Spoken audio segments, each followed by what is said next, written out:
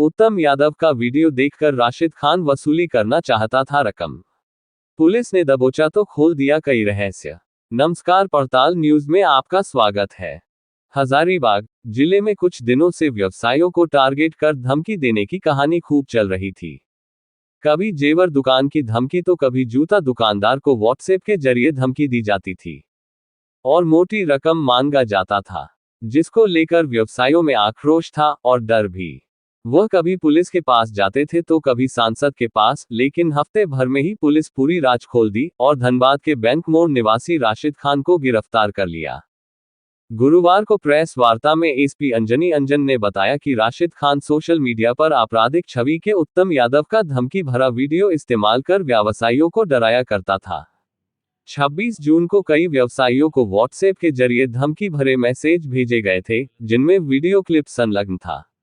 अपराधी खुद उत्तम यादव गिरोह से जुड़ा बताकर पैसों की मांग कर रहा था।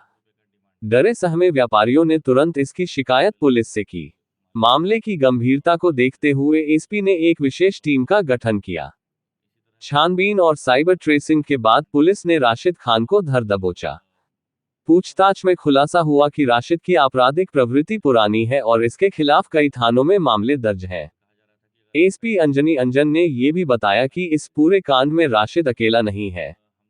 उसके साथ अन्य लोग भी शामिल हो सकते हैं, जो इंटरनेट कॉल्स और फर्जी नंबरों के जरिए आम जनता को धमकाने और ठगने का काम करते हैं। उन्होंने जनता से अपील की कि ऐसे किसी भी संदेश या कॉल को गंभीरता से लें, डरे नहीं बल्कि तत्क्षण पुलिस को सूचित करें। जागरूकता और सतर्कता ही साइबर अपराध से बचाव का सबसे बड़ा हथियार है। उन्होंने ये भी कहा कि जिस मोबाइल नंबर को आप नहीं पहचानते हैं उसके व्हाट्सएप ग्रुप में ना जुड़े।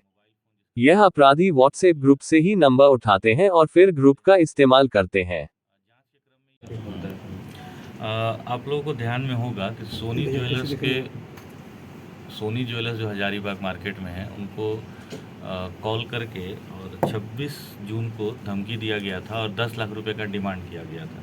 उसके बाद लगातार कई और ज्वेलर्स को के मालिक को और एक शू शॉप के मालिक को भी इसी तरह का धमकी भरा कॉल आया और पैसा का डिमांड किया गया और उनसे जो उत्तम यादव के द्वारा एक वीडियो 22 तारीख की घटना के बाद जो जारी किया गया था, उसका हवाला दिया जा रहा था और कहा जा रहा था कि अगर आप पैसा नहीं देंगे तो इस तरह की घटना को कारित किया जाएगा। तो इस संबंध में हम लोगों ने एक एसआईटी का गठन किया था, जो पहले से ही कारित भी था। जो 22 तारीख को यहाँ घटना हुई थी गोलीबारी की श्री ज्वेलर्स का, उसके बाद तो उसी एसआईटी ने इसका उद्भेदन किया है। तो पहले तो मैं आप लोगों को स्पष्ट कर दूं कि ये दोनों मामले कम्प्लीटली डिफरेंट हैं, अलग अलग हैं। और इसमें एक राशिद जावेद की गिरफ्तारी हुई है, जो धनबाद का रहने वाला है। उसके ऊपर पहले से 4 आपराधिक मामले दर्ज हैं। हमारे पास डिजिटल एविडेंस सारे उसके उपलब्ध हुए हैं। उसका मोबाइल फ़ोन जिसका प्रयोग करके धमकी दिया गया, कई सारे ऑडियोज़, वो सारे हम लोग को प्राप्त हुए।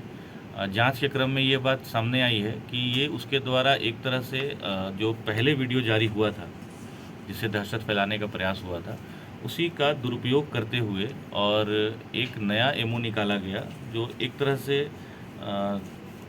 लोगों को डरा करके और फ्रॉड करके और पैसा उगाही करने का यह मामला था। इसमें उसने कुछ और भी साइबर फ्रॉड में शामिल लोगों का इस्तेमाल किया, जो हमारे रडार पर है, जिसकी गिरफ्तारी जल्द की जाएगी। और वो लोगों को सिर्फ उसी वीडियो का डर दिखा रहा था। नए नए मोबाइल नंबर जो इंटरनेशनल कॉल्स वाले होते हैं सेकंड लाइन के, वो जनरेट कर रहा था। और ये पूरी तरह से एक साइबर फ्रॉड का या फ्रॉड का मामला प्रतीत होता है, जो एक अपराधी के द्वारा इस उम्मीद में किया जा रहा था कि लोगों को पूर्व के एक घटना का डर दिखा करके और हम पैसा का उगाही करें। किस तरीके का आपराधिक इतिहास रहा है चूँकि इसमें ये बैंक मोड़ थाना में इसके ऊपर मामले हैं, तो कई मामले डराने धमकाने के हैं, एक आध मामले आर्म्स एक्ट के भी हैं और ये 4 मामलों में आरोपी इसको बनाया गया है पूर्व में। जो यहाँ पर जो धमकी दी गई तमाम दुकानदारों को, मेरी उनसे मुलाकात भी हुई थी।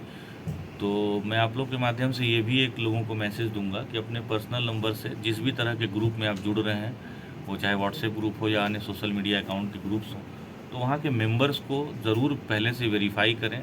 ऐसे किसी लोगों के साथ ग्रुप में ना जुड़ें जिसको आप नहीं जानते हैं, क्योंकि इसमें ऐसा भी प्रतीत हो रहा है कि कई सारे एक ही व्यवसाय करने वाले लोगों का नंबर को लीक भी किया गया।